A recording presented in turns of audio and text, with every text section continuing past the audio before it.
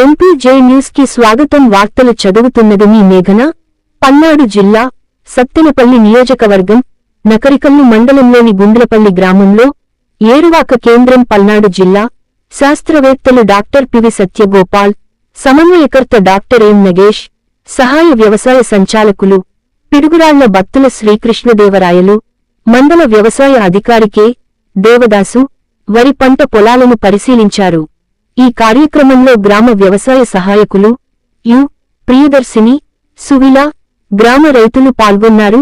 మరిన్ని తాజా వార్త విశేషాల కొరకు మా ఛానల్ ని చూస్తూ ఉండండి. కూడా మనం ఈ పొలాల్లో గమనించడం జరిగింది. ఇప్పుడు దుబ్బుకి ఒక 2 ఆకు చుట్టు పురుగులు వచ్చినట్టయితే పెద్దగా మనం పిచికారి చేస్తున్న అవసరం లేదండి. అంటే ఒక 5 దుబ్బులు, ఇక్కడ ఒక దుబ్బు, అక్కడ ఒక దుబ్బు, అక్కడ పొలంలో ఒక 5 చోట్ల మనం ఒక్కొక్క దుబ్బుకి ఎన్ని ఉన్నాయని పరీక్ష చేసుకొని సరాసరిగా ఒక దుబ్బుకి 5 దుబ్బులకి కలిపి ఎంత వచ్చింది, సరాసరి ఒక్కొక్క దుబ్బుకి ఎన్ని వచ్చింది.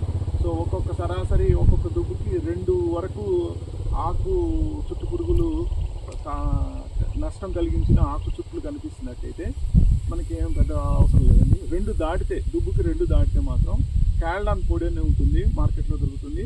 అది మనం ఎకరానికి 400 గ్రాములు వేసుకోవాలి, పిచికారి చేసుకోవాలి. లేదంటే కనుక కోరబాన్ అనే మందు 20 EC ఎకరానికి 1/2 లీటర్ చేసుకోవాలి. బాగా ఎక్కువ ఉందనుకోండి,